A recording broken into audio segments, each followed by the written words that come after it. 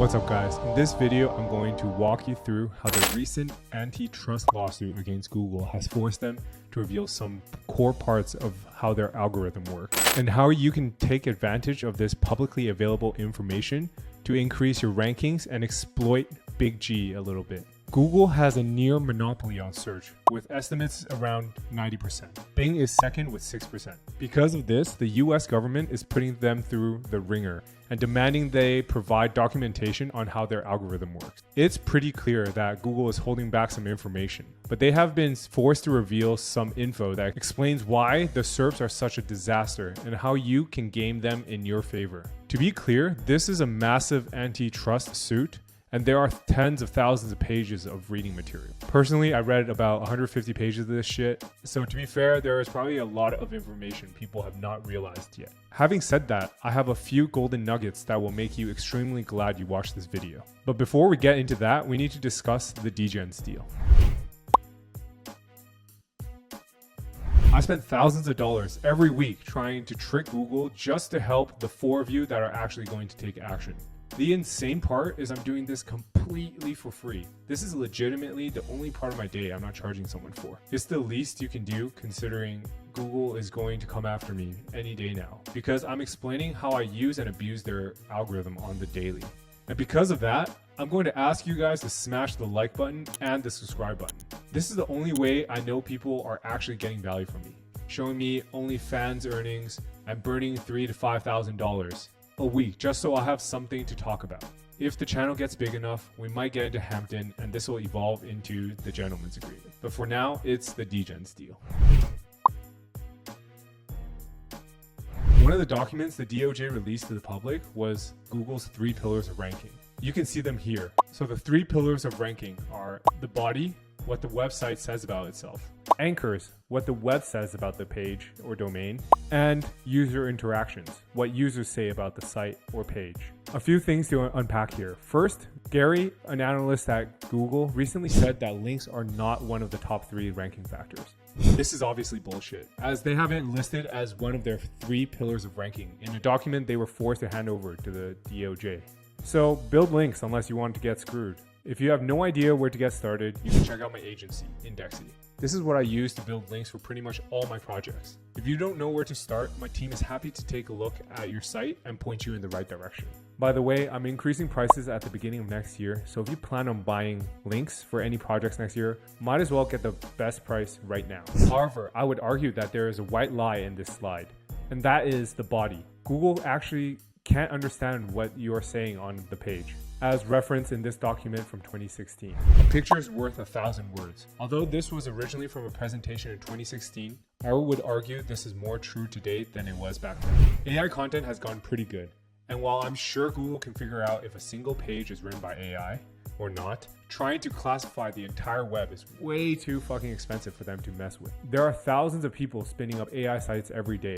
At scale, it's absurdly expensive to ingest all this data. So what do? You rank things like Forbes and CNN for every single thing they write about, knowing that while they definitely aren't the best and it's a pure affiliate cash grab, it's highly unlikely that they write something that will hurt someone or be totally incorrect. You know there is some level of review. Then you add forums sections for a dash of spicy and the cherry on top of 3 to 4 ads. And you have yourself the 2023 search engine results page. How does this apply to you?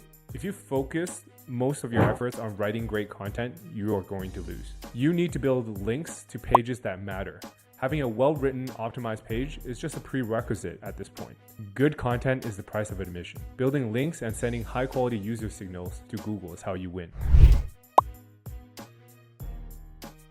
Despite links being the most important factor in my mind, the reason shitty Reddit threads are ranking. User signals and interactions are also a core part of their algorithm. This is honestly the best way to beat Forbes or CNN. Although, to be frank, I'm not picking fights with these guys, unless you are playing with a 7-figure budget for your project. A good way to think of the user journey is what happens before they get to your page, what happens while they are on your page, and what happens after. The interesting part of this was that Google finally admitted that clicks and click-through rate are part of the ranking equation.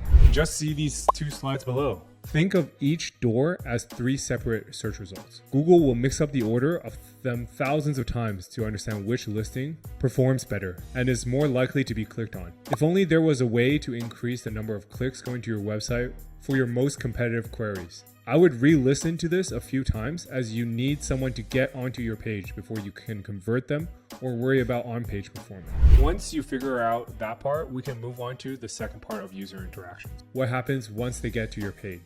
It's important to note that most measured interactions are happening on Chrome. If you search something on Bing and interact with the page, Google has no idea what's going on. However, on Chrome, Google knows exactly what the search was, how much time they spent on your page, what they did on your page, and most importantly, if they converted. It looks something like this. It's important to note that interaction can mean several different things. It could be a click, hovering over something, scrolling back up, staying on a page for a certain amount of time, etc. It's important to understand what Google believes the goal of the page is. For a blog, it's probably time spent on page and scroll depth. For something like Priceline, it's a bit more complicated. If a search is done on Chrome and a user books a vacation, that was likely viewed as a positive signal. If the user goes back to the SERP and ends up booking a trip on Expedia, that's likely a small ding on Priceline. Google is running billions of these tests every day, which helps them organize the results. It's important for you to figure out what success looks like for you on every page of your site. A standard best protein powder affiliate article should end up in a purchase. If it doesn't, scroll depth and bounce rate doesn't matter. You failed the user. For informational queries, it's making sure they spent enough time for Google to reasonably believe they read the whole article. So how can you game this? You need to figure out how to make your user interactions better or your competitors' user interactions worse. It's easier and more white hat to control your own destiny, so I recommend on-page optimization as a first step. Having some sort of link the user can interact with above the fold is a good first step to get engagement on page. If you feel like your site is well optimized already, then you can move on to more gray hat tactics like paying for services to artificially improve your interaction metrics on key pages like clicking on links, viewing multiple pages, etc. Google is fucking everywhere. The search engine is just a start. They own Gmail, Waze, Android, and dozens of other companies that are tracking the shit out of you. I honestly hope the government breaks up their monopoly. It would make SEO much safer and force them to treat publishers better. In the end, they'll likely pay a huge fine, which will move their share price a few bucks for a week or two, and then it will be back to normal. Having said that, this DOJ case has released a goldmine of data. Google was forced to admit links are a top 3 ranking factor, and that CTR is a real ranking factor. They also admitted they can't really understand pages, or at least they couldn't in 2016. But the fact that they shared that in 2023 lawsuit makes me think it's pretty much still the case, along with the horrible quality of the SERPs in the last couple weeks. So to sum up, build links, figure out ways to improve your CTR, and figure out what a successful user journey would look like on your most important pages. Optimize in a white hat way and then use gray hat tactics like CTR services to juice up your stats like a minor league baseball player in the 80s. Drop a comment below and let me know what you guys thought of this video.